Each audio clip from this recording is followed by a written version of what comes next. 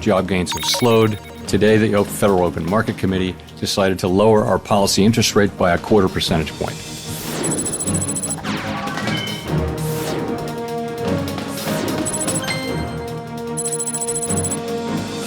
내년 상반기까지는 인하 기조가 유지될 가능성이 크지 않겠냐 이렇게 보고 있고요. 시청자 여러분 안녕하십니까? 그래픽으로 만나는 경제 토크쇼 픽. 복잡한 경제 이슈를 쉽고 명확하게 전달해 드리겠습니다. 미국 연방정부의 일시적 업무 정지, 셧다운이 길어지면서 경기 둔화 우려가 커지고 있습니다. 이로 인해서 연준의 추가 금리 인하 가능성도 높아지고 있는데요. 우리 경제와 금리에는 어떤 영향을 미칠지, 새로운 저금리 시대가 오게 될 것인지 관련한 궁금증들을 낱낱이 분석해 드리겠습니다. 경제 토크쇼 픽 시작합니다.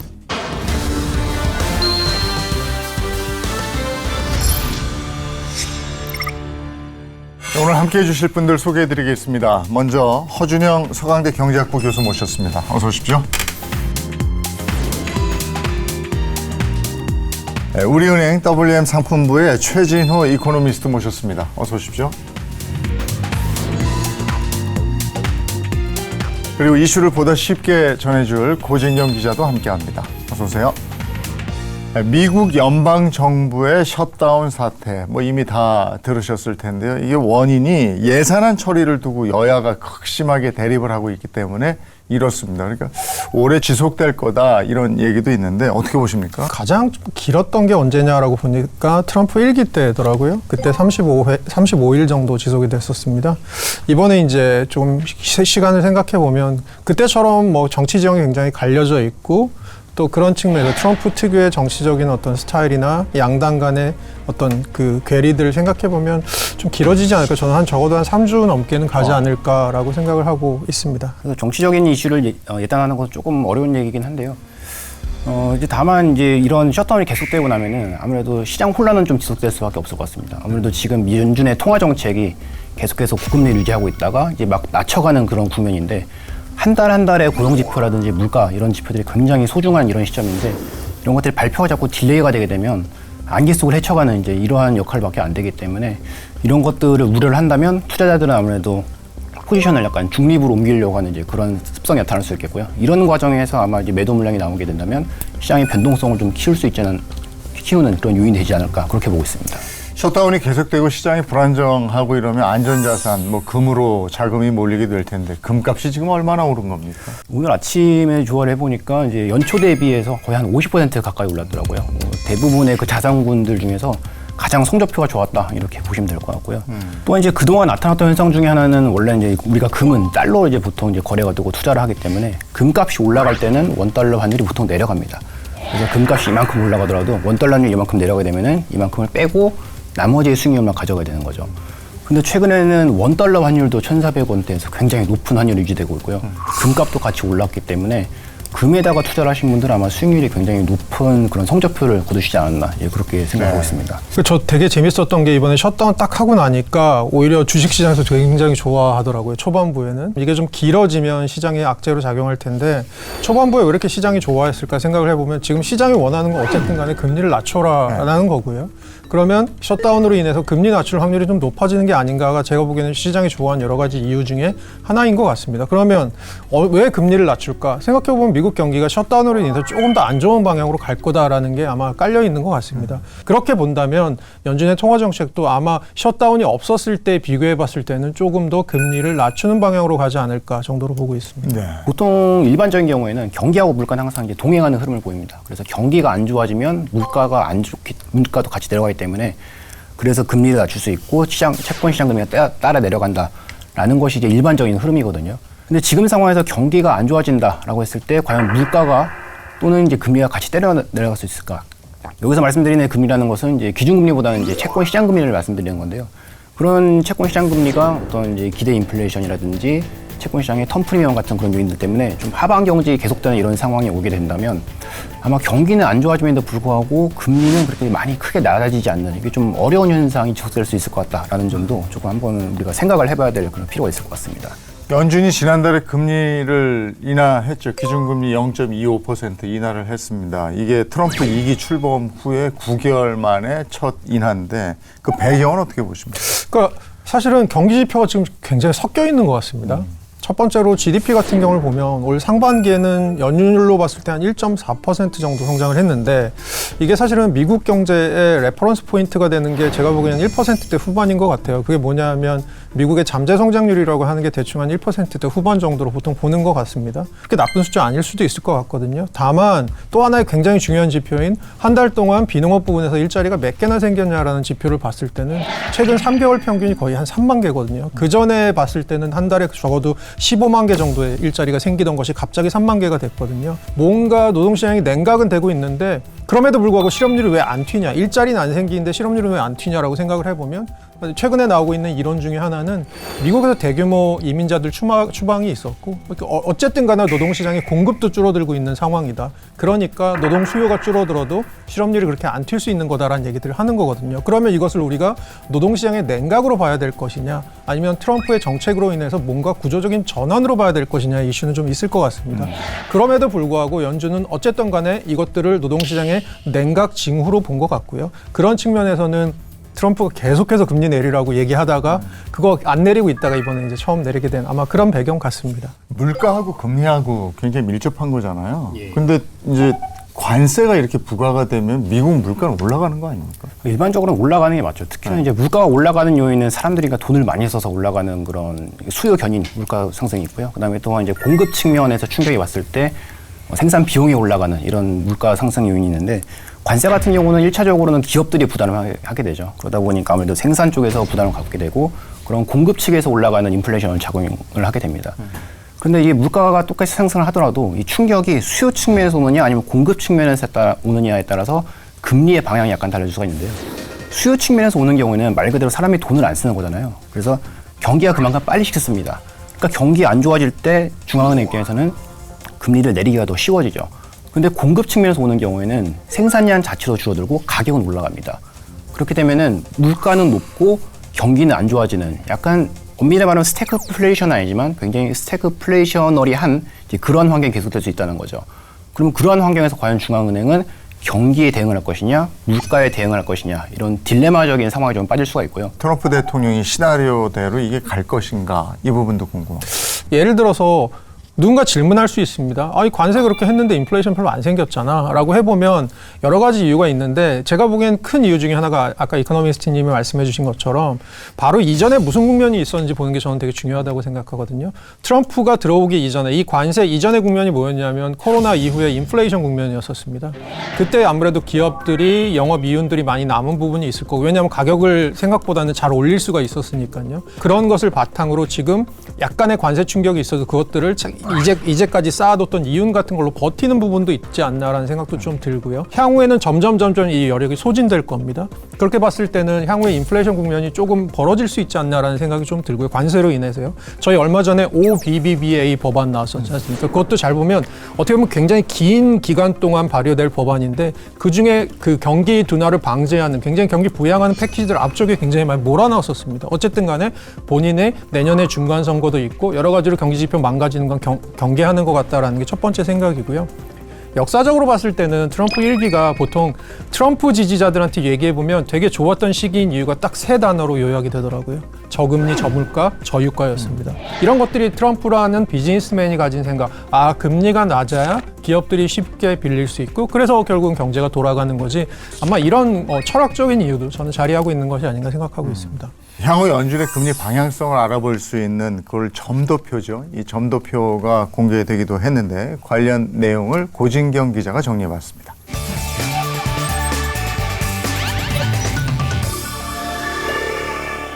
네, 이번에 공개된 점도표를 보면요. 연말 금리 수준을 3.6%로 제시했는데 이를 고려하면 연내 0.25%포인트씩 두 차례 더 금리 인하가 이뤄질 전망입니다.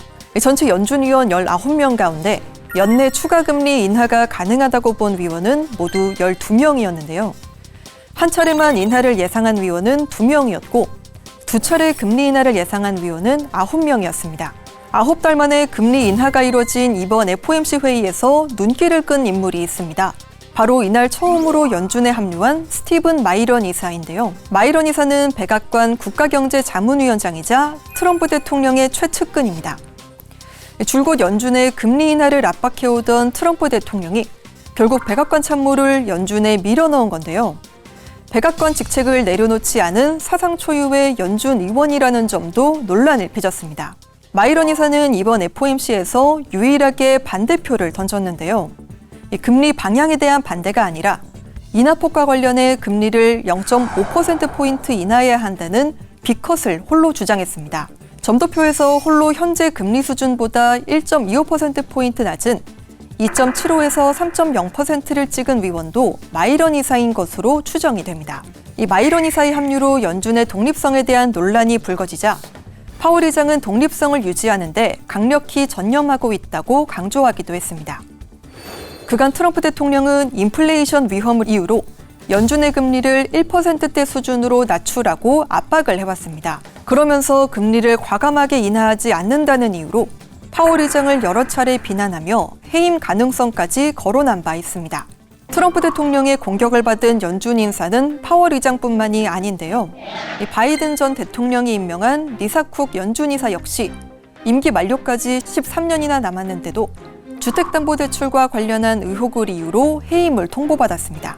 미 중앙은행 111년 역사상 처음으로 대통령이 연준 이사를 해임하는 사례가 나오게 될 뻔한 건데요.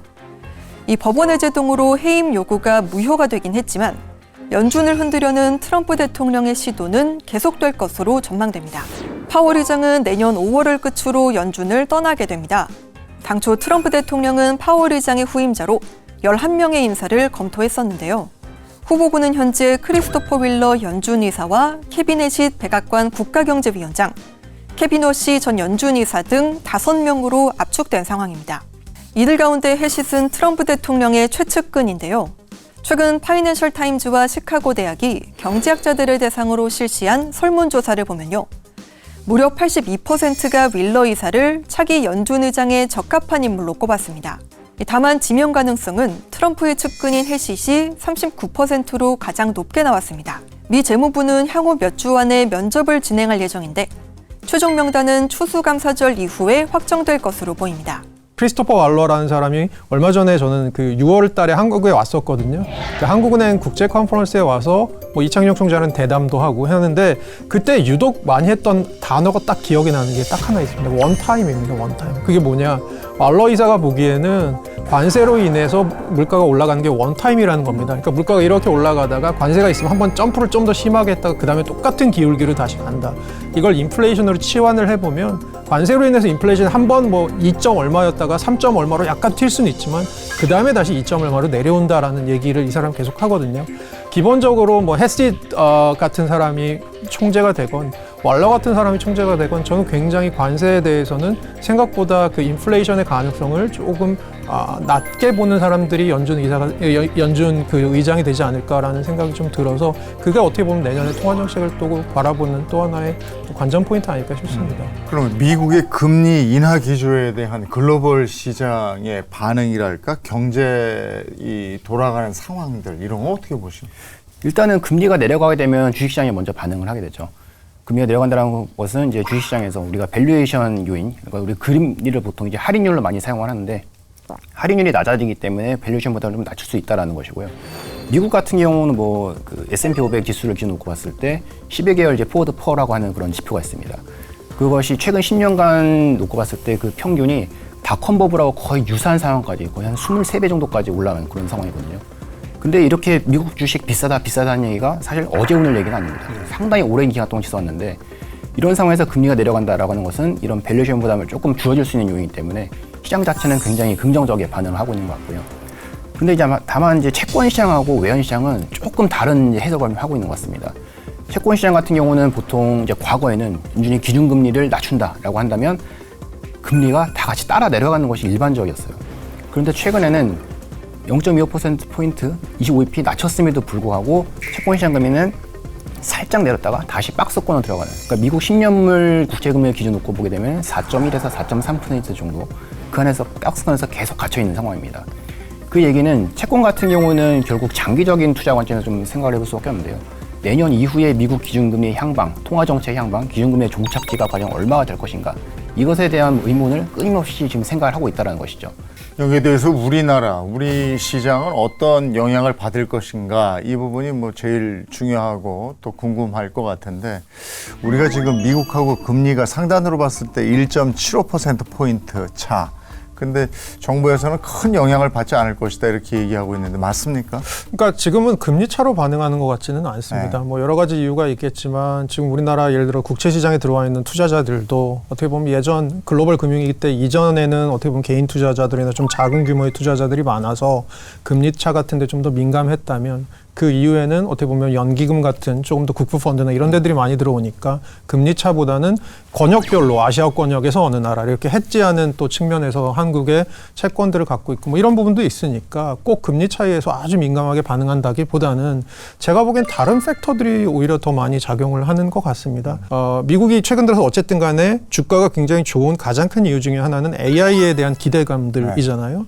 근데 이제 AI라는 것들이 워낙 투자가 많이 필요한 건데 이 AI 기업들이 기존에는 사내 유보금이나 여러 가지 본인들이 갖고 있던 걸 갖고 막 투자를 해서 돈을 벌었는데 이제는 그것들이 점점 떨어져 가면서 자꾸 채권 시장이나 이런 데로 나온답니다. 자금을 조달하러. 이렇게 됐을 때는 사실 금리가 굉장히 중요하거든요. 그것이 그럼 우리 경제에 어떤 영향을 주느냐. 최근 들어서 우리 경제에 외국인 투자자들 많이 들어오고 주가지수 좋았던 여러 가지 이유는 저는 단순히 우리 이번 정부가 뭐 주주 친화적인 것을 해서라고 생각하지는 않고요. 그것보다는 AI나 반도체 사이클에 따라서 지금 가고 있는 부분이 있다고 생각을 합니다. 특히나 한국의 뭐 삼성전자, SK 하이닉스 같은 그런 기업들은 반도체 중에서도 이제 메모리 반도체 이제 강 기업들인데요.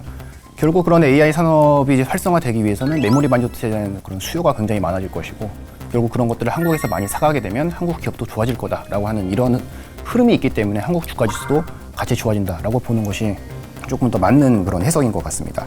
다만 이제 한국의 통화 정책도 우리가 한번 생각을 안 해볼 수는 없겠죠.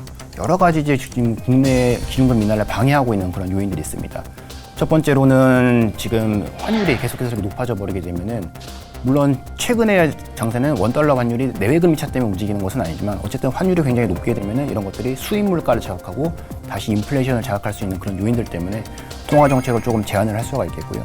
그리고 또한 요즘에 이제 부동산을 중심으로 해서 자꾸 금융 불안정이 좀 심해지고 있다라고 하는 그런 점들 때문에 한국은행의 입장에서도 미국이 분명히 기준금리 인하를 낮춰주는 것은 기준금리 인하를 하는 것은 긍정적인 요인이긴 한데 그렇다고 해서 한국은행의 부심이 굉장히 크게 줄었다라고 보기는 좀 힘들 것 같습니다. 미국 금리가 낮아지면 달러 가치는 떨어지는 거잖아요. 예, 근데 지금 우리나라 보면은 지금 1,400원이 넘어요. 맞습니다. 이거 맞는 겁니까? 보통 일반적으로 과거 한 20년 동안 평균을 놓고 봤을 때 외국인들이 국내 주식을 막 사게 되면요. 코스피 지수가 막 상승을 하면서 원달러 환율이 내려갑니다. 그런데 최근에 외국인 자금이 굉장히 많이 들어왔음에도 불구하고 원달러 환율은 계속해서 1,400원대에서 왔다 갔다 하고 있거든요. 네. 이걸 이제 바라보는 시각은 크게 두 가지 정도 해석이 있는 것 같아요. 첫 번째는 이제 한국 사람들도 해외 투자를 워낙 많이 하기 때문에 개인들이 달러를 사서 이제 미국에다 투자하고 미국 AI 기업들 사는 이런 달러에 대한 수요가 굉장히 많이 늘었다. 두 번째는 이게 약간 이제 관세 협상하고도 좀 맞물려 있는 것이긴 한데 미국이 지금 한국에게 3,500억 달러 지금 펀드 투자하라고 계속해서 압박을 하고 있는 그런 상황입니다. 근데 우리나라 1년 외환 보유고가 4,200억 달러 정도예요. 그리고 1년 동안 벌어들이는 경상수지가 올해 한 1,000억 달러 정도로 예상이 되고 있습니다. 근데 이런 규모를 예상을 해봤을 때 3,500억 달러라고 하는 것은 사실상 거의 불가능한 금리나 마찬가지거든요. 그리고 이것을 어떻게 해서 조달한다 하더라도 그 큰 금액이 빠져나갈 때 과연 한국이 생산 자본으로 써야 할 이런 자본들이 미국으로 빠져나간다라고 하는 것은 한국 경제에도 좋을 수가 없겠죠. 그렇기 때문에 이러한 외환시장에 가져올 수 있는 충격 이런 것들을 고려하게 된다면 내가 지금 달러를 가지고 있는 사람들이 쉽게 달러를 외환시장에다 공급하지 않겠죠. 그럼 지금도 비싼데 환율이 더 오를 경우에 우리 경제는 어떻게 되는 겁니까?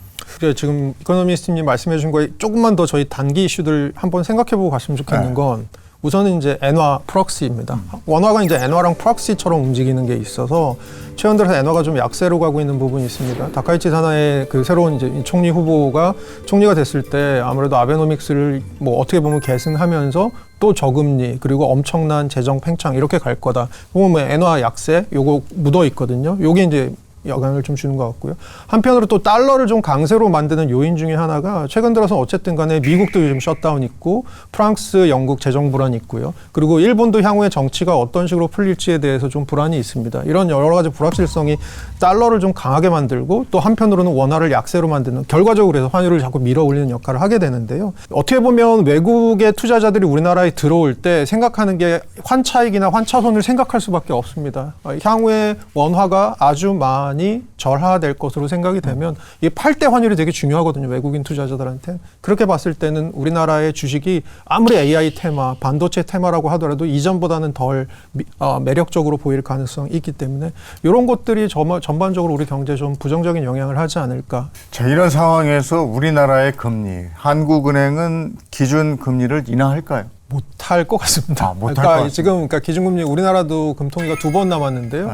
2번 중에 한 번이라도 인하할 수 있을까라는 것에 대해 약간 회의적인 생각이 저는 드는 게요. 제가 아까 미국 잠재 성장률 1% 후반이라고 말씀드렸는데 최근 들어서 우리도 원래 잠재 성장률이 한 2%쯤 되는 것 같다가 이번에 OECD에서 1%대 후반으로 내려오는 것 같다는 얘기 하거든요. 그렇게 봤을 때 경기만 봤을 때는 한국은행이 금리 이나 실기한 거 아니냐라는 얘기 계속 나오지만 한편으로 봤을 때는 금융안정이라는 측면에 있어서 수도권의 집값, 특히 서울 주변의 집값, 서울 중심 집값들 이런 것들 최근에 상승폭 다시 올라가고 있고요. 얼마 전에 이창규 총재가 하셨던 얘기 저는 이제 굉장히 기억에 남는 게 많은 오해가 있는데 한국은행이 금리 정책을 통해서 집값을 잡으려고 한다. 저는 그렇게 생각하지 않습니다. 한국은행 금리로 집값 잡을 수 없습니다.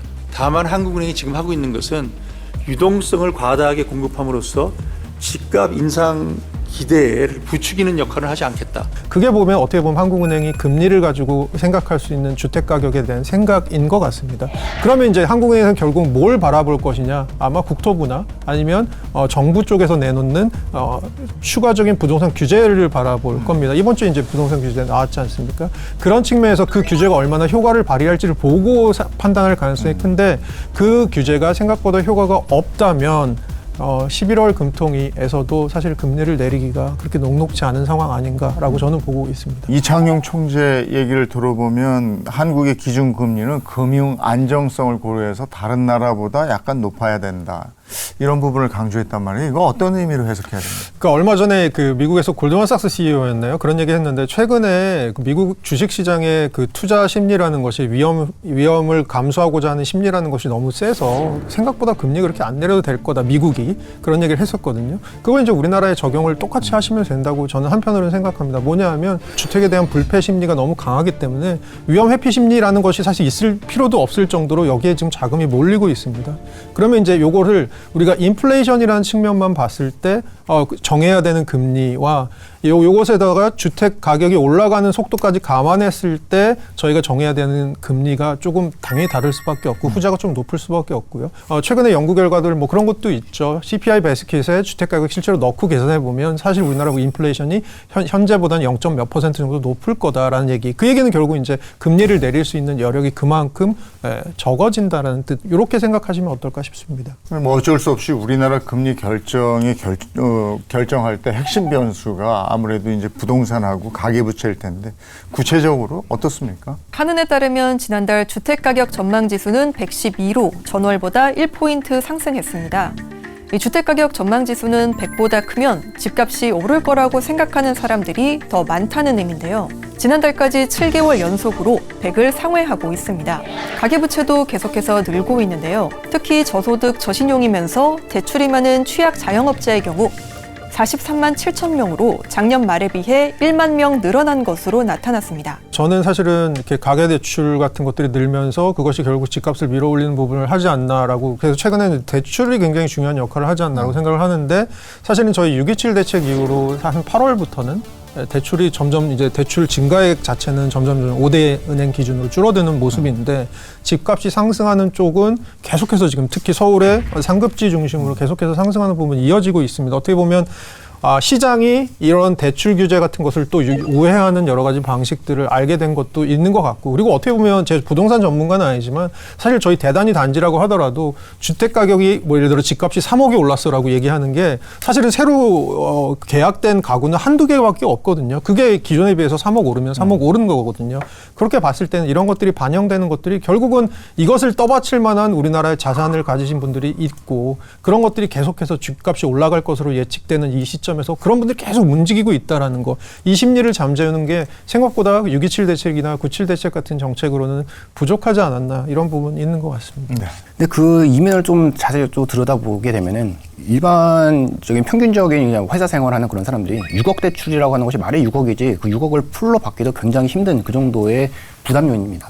그렇게 된다면 가장 우리가 메인 타겟으로 볼 수 있는 중간 가격대 아파트들 사이에서는 분명히 계속해서 어떤 갈아타기라든지 그런 수요 같은 것들이 계속 있고요. 중급지에서 가격 변동이 상급지로 이동을 하면서 조금씩 가격을 상방으로 밀어 올리는 그런 효과도 없지 않아 있을 것 같다라고 좀 보고 있습니다. 그리고 이러한 현상들이 계속된다면 결국에는 주택은 계속 갈 수밖에 없다, 주택가는 갈 수밖에 없다라는 그런 기대 심리가 계속해서 살아날 수밖에 없겠죠. 이런 상황에서 새로운 부동산 대책이 나왔는데 이건 이제 뭐 시장의 반응을 지켜봐야 되는 거고, 그 전에 나왔던 거 6.27 대책 효과 어땠습니까? 우선 주택담보대출을 6억 원으로 묶은 6.27 대책 효과에 대해 살펴보면요. 이 하반기 중 서울 아파트 가격 상승률은 1.6에서 2.1%포인트, 주택담보대출 증가율은 1.2에서 1.6%포인트 낮출 것으로 추정이 됐습니다. 이 한은은 이번 대책의 효과가 과거 주요 대책과 비교해서 제한적이었다라고 분석을 했는데요.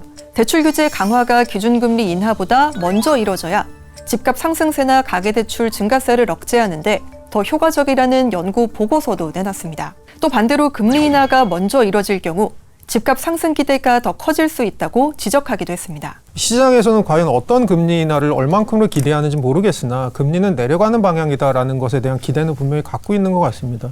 금리가 내려갈 것으로 예상되는 시점에서 지금 공급은 향후에 조금 어려워지는 부분이 있는 것 같다는 건 모두 다 알고 있는 사실이고요.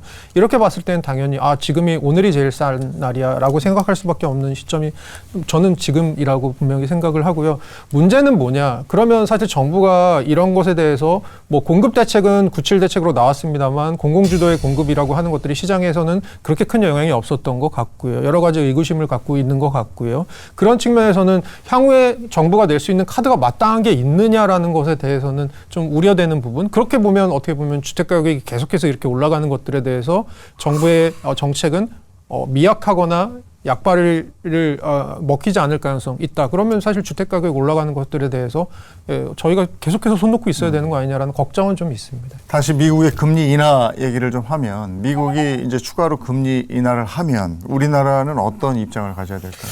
우리가 이 금리라는 것을 통해서 향후에 우리 경제의 모멘텀을 어떻게 찾을 수 있는 것인가라는 생각을 해봐야 될 수밖에 없는데, 사실은 그 모멘텀이라고 하는 건 이창규 총재도 전에도 얘기하셨지만 결국 구조를 좀 바꿔야 되는 부분, 경제의 구조가 좀 바꿔야 되는 부분이 있는데 이것은 금리를 갖고 할 수 있는 건 아닐 가능성이 굉장히 크다라는 겁니다. 그런 측면에서 우리는 우리가 할 수 있는 일을 좀 해야 될 텐데, 거기다가 관세 협상까지 지금 굉장히 좀 약간 길어지고 있는 상황이어서 좀 걱정스러운 부분 많습니다. 어쨌든 금리가 내려간다는 건 돈이 풀린다는 거잖아요. 예. 그 돈이 우리나라로 좀 안 옵니까? 좀 올 수 있도록 많이 유인책을 만들어야겠죠. 결국은 돈이 많이 들어오게 만들려면은 우리 한국 경제가 외국인들이 투자하기 좋은 환경이다라는 것을 계속 시그널링 해줄 필요가 있겠고요. 외국인들이 투자를 하는데 뭐 주식 투자 같은 이제 그런 금융 투자도 있겠지만은 직접 투자라든지 여러 가지 투자 방법이 여러 가지가 있습니다. 자본시장에 대한 전반적인 환율, 금리, 그리고 주식시장, 자금 조달까지, 그리고 법적 규제 이런 것들을 좀 정비를 좀 잘해서 외국인들이 결국은 한국엔 사업하기 좋은 국가다라는 그런 이미지를 만들어줘야지만 그런 미국의 금리 인하기가 결국 긍정적으로는 한국 경제에 긍정적인 효과를 이어지지 않을까, 뭐 그렇게 보고 있습니다. 우리가 저금리 시대에 한번 살아봤었잖아요. 저금리 사이클이 다시 온다 이러면 자산 가치가 확 오를 거잖아요. 그래서 아마 기대하는 분들도 있고 우려하는 분들도 있을 텐데, 우리나라 경제 전반에는 어떤 영향을 미칩니까?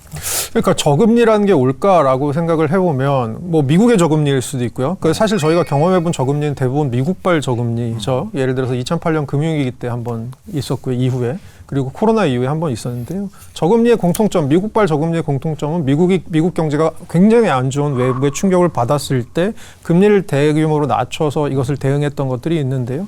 향후에 그런 일이 있을지 모릅니다. 뭐 감염병 같은 거는 점점 빈번해진다고 하고 하니까요. 하지만 최근의 방향 같은 경우를 보면 저는 미국을 중심으로 봤을 때는 글로벌 블록화들이 점점 좀 더 강해지면서 전반적으로 비용을 좀 올리는 역할을 하지 않을까라는 생각을 약간 하고 있습니다. 예를 들어 세계화라는 테마가 뭘까라고 생각을 해보면 그 나라가 무슨 생각을 가졌건 어떤 정치 체제를 갖고 있건 상관없고 제일 싸게 생산하는 나라면 그 나라에서 사다 써라는 것이 어떻게 보면 세계화의 테마라고 했다면 비용은 약간 올라가는 방향으로 갈 거고 그렇게 보면 인플레이션이 약간 올라가는 방향으로 갈 수 있고 그렇게 봤을 때는 저금리라는 것으로 약간 멀어지는 건 있지 않나라는 생각은 들고요. 다만 우리나라와 같은 경우는 고령화 이슈가 있습니다. 인구 구조가 고령화되면서 어쨌든 간에 중립금리는 좀 낮아지는 가능성이 있고요. 거기다가 생산성이 극적으로 높아지지 않는다면 이 생산성도 조금 중립금리를 밀어내릴 가능성이 있습니다. 그렇게 봤을 때는 어떻게 보면 우리가 앞으로 살아야 될 세상은 저금리의 세상이라기보다는 한미 간의 관점에서 봤을 때는 한미 간의 금리 역전을 조금 더 자주 보아야 하는 세상이 되지 않을까라는 생각 좀 들고 있습니다. 결국에는 이게 경제의 생산성하고도 이제 관련이 되어 있는데요. 이제 코로나를 지나면서 미국 같은 경우에는 AI 산업을 중심으로 해서 생산성이 좀 많이 높아졌고요. 이제 그런 것들로 인해서 비용적인 측면이 조금 높아지고 중립금리도 사실은 조금 더 높아진 걸로 추정이 되고 있습니다. 하지만 한국 같은 경우에는 그런 생산성 개성이 고령화라든지 어떤 이제 고용시장의 약간 이제 경직된 그런 것들이 생산성을 올리는 쪽으로 좀 작용을 하지 못했기 때문에 아무래도 이제 중립금리가 미국보다 조금 더 높아졌는데도 불구하고 비슷하거나 조금 낮은 그런 수준을 보고 있고요. 그렇기 때문에 한국은행이 만약에 기준금리를 인하한다라고 하더라도 어떤 우리나라의 고유한 충격, 예를 들어서 정말 이제 IMF 때처럼 은행이 대규모로 위험한 그런 상황이 온다든지 그런 이제 시스템적인 리스크가 발생하지 않는다면 제로금리까지 좀 가기에는 힘든 좀 상황이다라고 이렇게 좀 판단하고 있습니다. 장기적인 관점에서 우리나라가 외부 충격을 좀 덜 받고 좀 유연성을 확보하면서 살아가려면 어떤 방안이 필요한 겁니까? 저는 사실 반도체 얘기를 먼저 드리고 싶은데요. 반도체 하지 말자는 얘기 아닙니다. 사실 반도체 너무나도 잘 해왔고 앞으로도 굉장히 유망한 부분이고요. 근데 반도체 산업이 가지는 단점이 저는 한 두 가지 정도 있다고 생각합니다. 단점이라고 얘기하는 건 거시경제적 측면에서 단점입니다. 첫 번째로는 스윙이 굉장히 큽니다. 제가 우리나라 그 외국계 투자은행의 이코노미스트로 계신 분한테 들은 얘기인데 이렇게 내년 경제 전망할 때 모델을 이렇게 돌린 다음에 세 군데 전화를 한답니다. 삼성전자 전화하고 SK하이닉스 전화하고 현대자동차 전화한답니다. 그래서 업황을 물어보고 거기다 0.1 더하거나 빼거나 이런 식으로 경제 전망을 하는 마지막 작업을 하신다고 해요. 그 얘기는 무슨 얘기냐 하면 이 반도체 기업들이 갖고 있는 우리 경제에서의 비중은 굉장히 큽니다. 근데 반도체 산업 자체가 스윙이 굉장히 큽니다. 그렇게 봤을 때는 지금은 저희 좋은 사이클에 있지만 또 안 좋은 사이클에 들어가면 반도체 산업 때문에 또 저희가 아무래도 경기가 조금 더 많이 흔들리는 부분이 있을 것 같고요. 우리가 반도체를 계속 잘 하되 반도체와 또 같이 잘할 수 있는 다음 먹거리에 대해서 고민을 해야 된다는 부분을 꼭 말씀드리고 싶어서 반도체 얘기를 드린 거고요. 그런 측면에서 사실 정부가 고민해야 될 것은 산업정책인 거죠. OECD 대비해서 좀 특이한 점이 뭐냐면 제조업 비중이 상당히 높습니다. 그리고 서비스업 비중은 낮아요.